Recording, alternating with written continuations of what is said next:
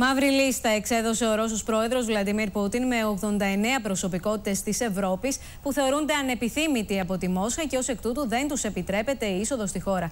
Ανάμεσα στα πρόσωπα, ο πρώην αναπληρωτής πρωθυπουργός της Βρετανίας, Νικ Κλέγκ, ο ηγέτης των οικολόγων, Ντανιέλ Κομπετίτ και ένας Έλληνας επιχειρηματίας. Αδικαιολόγητη η λίστα διαμηνεί η Ευρωπαϊκή Ένωση. Η ρωσική λίστα με τα 89 ονόματα Ευρωπαίων πολιτικών και στρατιωτικών αξιωματούχων αλλά και επιχειρηματιών που απαγορεύεται να μπουν στη Ρωσία προκάλεσε την έντονη αντίδραση της Ευρωπαϊκής Ένωσης που τη χαρακτήρισε κίνηση αδικαιολόγητη και αυθαίρετη. De Russische lijst ontbeert werkelijk iedere fundering waar het betreft het internationaal recht.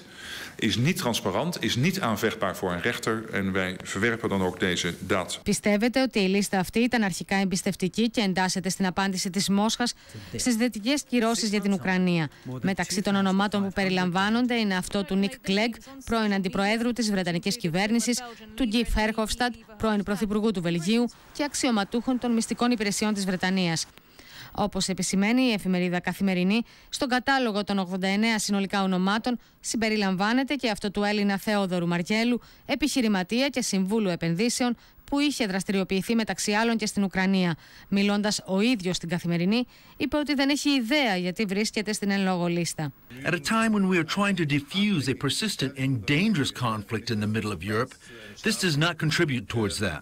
Σύμφωνα με τους Financial Times, 4 ευρωπαϊκές πρεσβείες και η Ευρωπαϊκή Αποστολή στη Μόσχα ενημερώθηκαν πρόσφατα για τη λίστα που περιλαμβάνει και 7 Γερμανούς αξιωματούχους, αλλά και ονόματα από την Πολωνία, τη Λετονία, τη Λιθουανία, την Εσθονία, τη Δανία, τη Φινλανδία, τη Ρουμανία, τη Βουλγαρία και την Ισπανία. Ρώσος αξιωματούχος επιβεβαίωσε ότι κοινό χαρακτηριστικό των προσώπων αυτών είναι οι επικρίσεις τους προς τη Ρωσία.